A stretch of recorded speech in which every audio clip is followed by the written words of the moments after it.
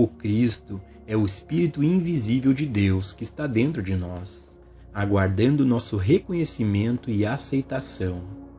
Quando buscamos este Espírito de Deus dentro de nós, estamos buscando a fonte, a substância e a lei e a atividade do nosso bem. A receptividade ao Cristo é maior no tempo de necessidade.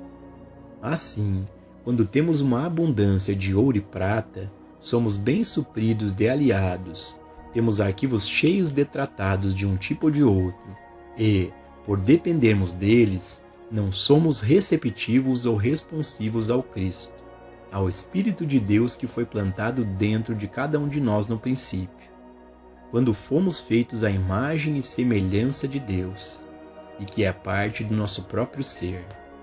A consciência que está preocupada com seus negócios, seus prazeres e seu conforto, nunca tem tempo ou lugar para uma receptividade ao Cristo. Frequentemente, é somente quando estamos deprimidos, desencorajados e desanimados de espírito, esgotados nas finanças, pobres de saúde e fracos na moral, que finalmente começamos a dar lugar ao Cristo.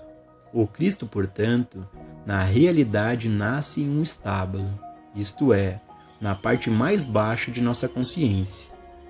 E é aí que temos que começar nossa busca e continuar, até que o menor vislumbre da realidade espiritual nos seja dado. É neste ponto que geralmente cometemos um erro. Recebemos alguma evidência do Cristo dentro de nós, a cura de uma condição física, mental, moral ou financeira, e, em nosso entusiasmo, nos apressamos em comunicá-lo ao mundo, muitas vezes pouco percebendo que o mundo, como um todo, não se importa nem um pouco com isso, e não pode nem mesmo entender ou acreditar. As Escrituras dizem: mesmo que vejam sinais e maravilhas, não acreditarão. E ainda assim, na primeira vez que somos curados de um resfriado ou de alguma outra doença menor, ficamos tão agradecidos e tão ansiosos para contar sobre isso, tão empolgados, que até esperamos que o mundo acredite. Mas a Escritura nos adverte novamente para levar o menino e sua mãe, fugir para o Egito, e ficar lá até que eu traga a palavra. Leve o menino Jesus à escuridão e esconda-a do mundo. Não revele este Cristo que foi revelado a você. Não tente dar isso ao mundo. Não tente ser um benfeitor. Não tente salvar o mundo. O mundo não quer ser salvo mais do que você queria ser salvo quando você era saudável e próspero e tudo ia bem. O mundo aceitará o Cristo quando o mundo estiver suficientemente necessitado dele. Os hebreus, sobre o faraó, aceitaram Moisés, mas a necessidade deles era grande. Os hebreus, sob César, aceitaram o Cristo, mas também porque a necessidade deles era grande. E assim todo este mundo aceitará o Cristo quando sua necessidade se tornar grande o suficiente.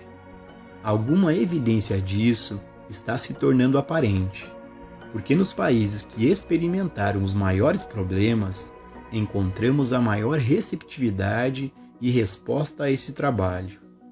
Existe em cada um de nós este infinito invisível, que, no misticismo cristão, é chamado de Cristo ou Espírito de Deus no homem.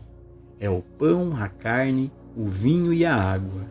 É o nosso sustento e suprimento. Nenhuma mudança ocorre em nossa vida exterior, exceto em proporção à nossa consciência da presença e do poder interior.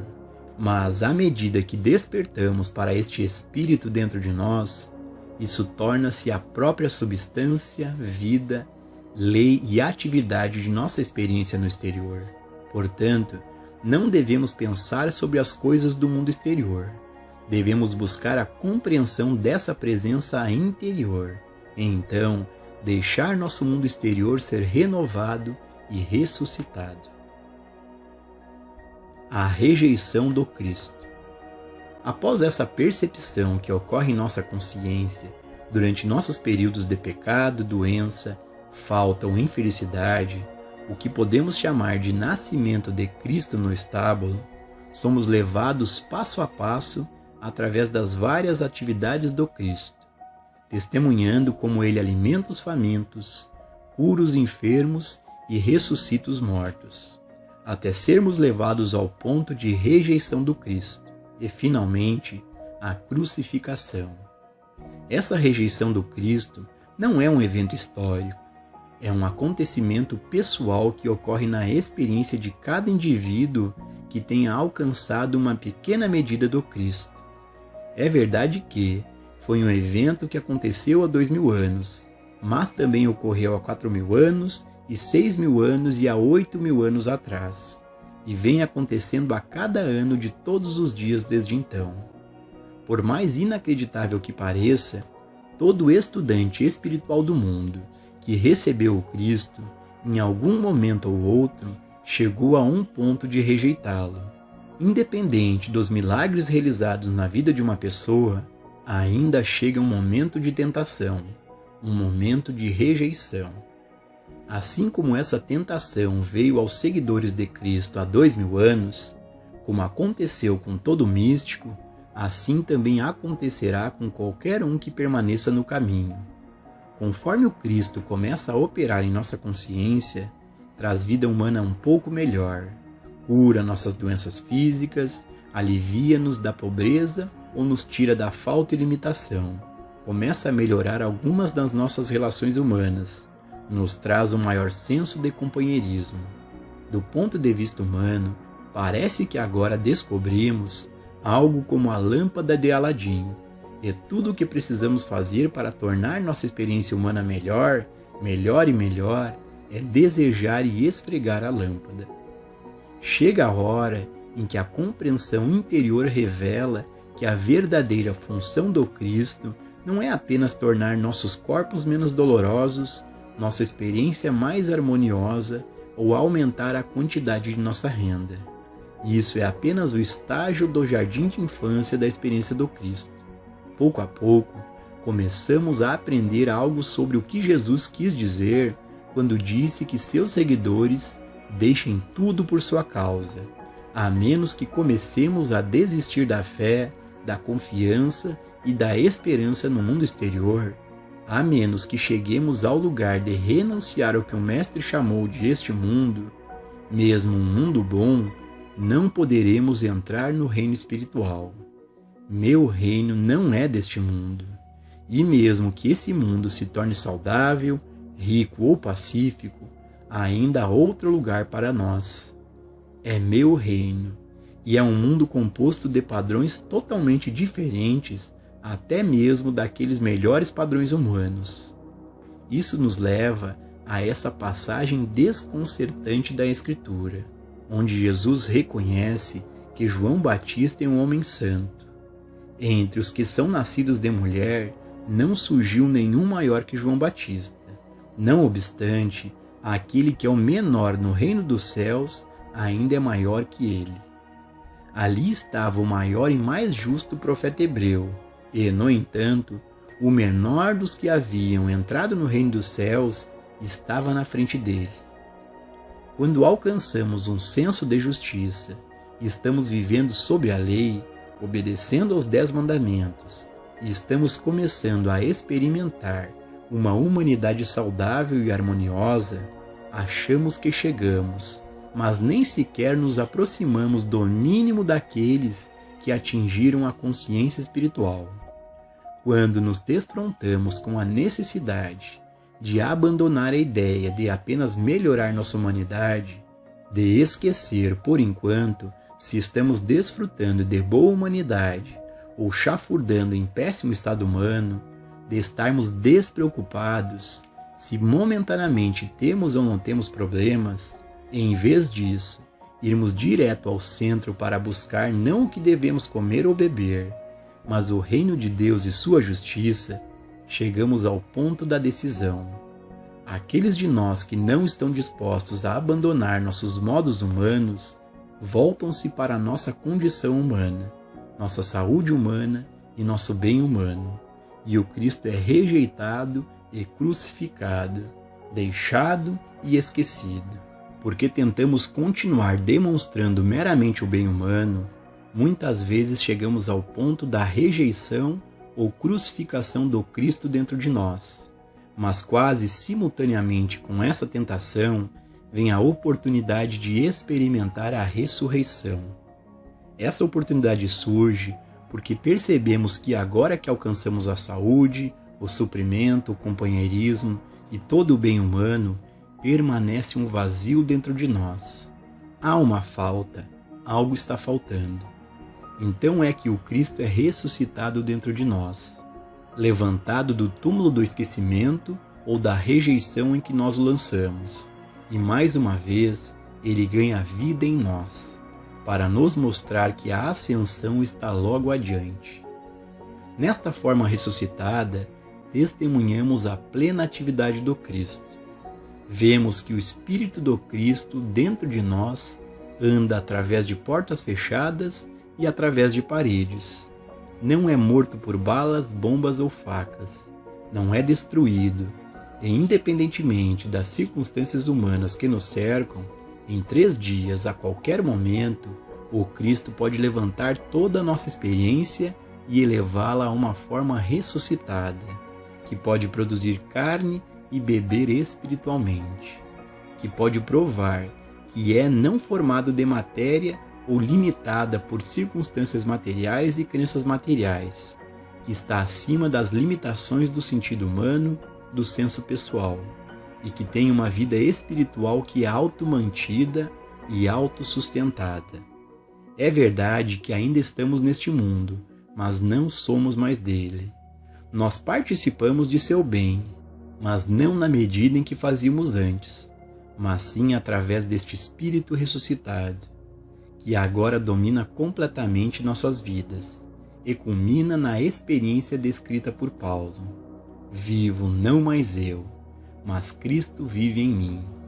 Exteriormente, somos carne e sangue, e exteriormente desempenhamos as mesmas funções em nossos negócios, profissão ou qualquer que seja o nosso trabalho, mas tudo está acontecendo por causa de uma atividade interior, um espírito interior, por meio do qual toda a nossa vida humana floresce.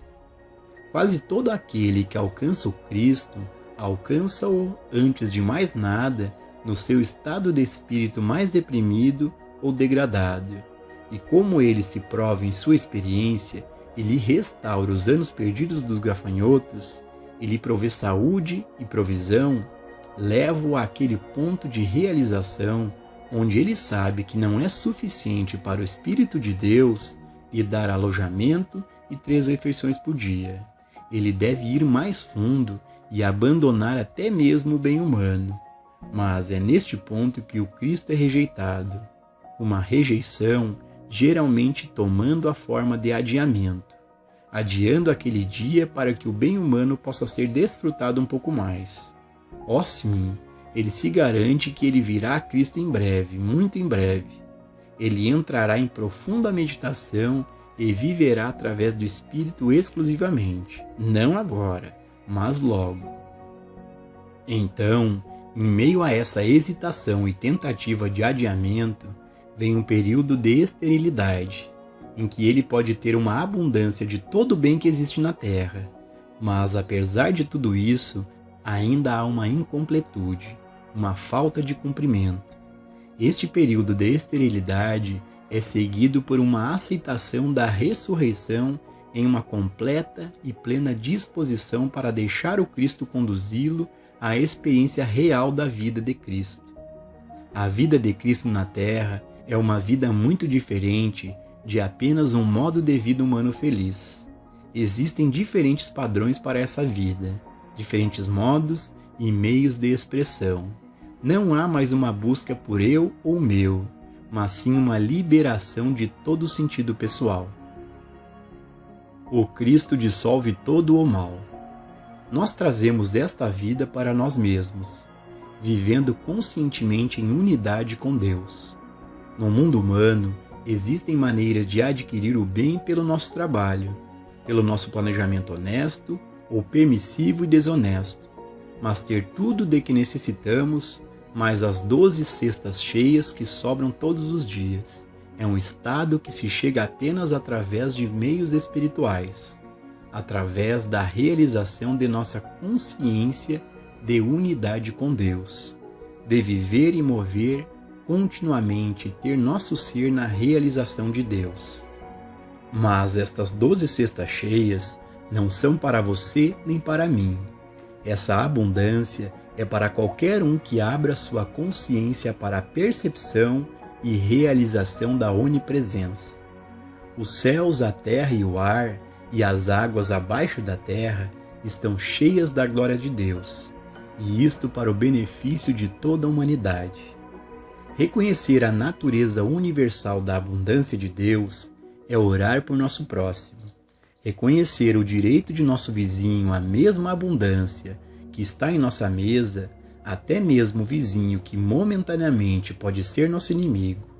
Estamos orando pelo nosso inimigo quando percebemos que a graça de Deus preenche esta terra e que está disponível para todos aqueles que não confiam mais em cavalos e carruagens, que não depositam mais sua fé em prata e ouro, mas no Espírito do Senhor Deus, que está dentro deles.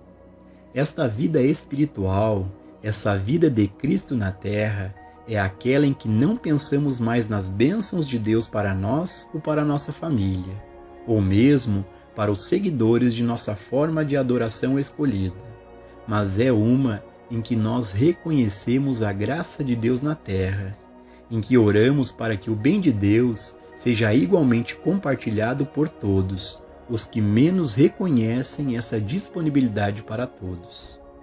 Há uma diferença entre orar pelo meu bem e orar pela aceitação do bem de Deus universalmente e impessoalmente expresso. Uma diferença que deve ser seguida em todos os detalhes de nossas vidas. Você se lembra de que, quando Safira e seu marido tentaram reter suas posses do bem coletivo, Pedro lembrou-lhes: não mentistes aos homens, mas a Deus. Assim eu também, sempre que testemunhamos injustiças ou crueldades nesta terra, temos o direito também de dizer em nossas orações: você não fez isso comigo, você fez isso ao meu próximo ou à minha nação, você fez isso a Deus. E quando assim impersonalizamos, começamos a destruir o mal e a injustiça. Impersonalize cada erro e qualquer que seja a sua natureza. Isso não está acontecendo com os chineses, russos ou africanos. Isso é um pecado contra o Espírito Santo. Qualquer ato de injustiça ou crueldade não é um pecado contra você, eu ou a humanidade. É um pecado contra a liberdade, a justiça, a igualdade, o que significa que é um pecado contra Deus. Você e eu devemos nos ater nessa compreensão e pararmos de tentar viver a vida do ponto de vista pessoal. A vingança é minha, eu retribuirei, diz o Senhor. Não é a sua nem a minha. Nós não temos que buscar vingança nesta terra contra ninguém ou contra qualquer nação. Tudo o que temos a fazer é despersonalizar o mal, percebendo que nenhuma arma que se levantar contra ti prosperará, e toda a língua que se levantar contra ti em juízo, tu deverás condenar, porque não é apontada ou levantada contra nós, é contra o Cristo, contra a nossa vida espiritual e identidade. Mesmo que uma espada pudesse cortar nossa experiência humana, isso não nos exterminaria. Portanto, não é realmente destinada à experiência humana, é voltada para o próprio Cristo. Assim como a rejeição de Jesus pelos hebreus não foi uma rejeição de Jesus, o homem, mas do Cristo. Quando ele não estava mais na terra e não havia ser humano para o duvidoso ou cético rejeitar, a rejeição da verdade que Jesus ensinou ainda continuou naqueles dias, assim como acontece hoje.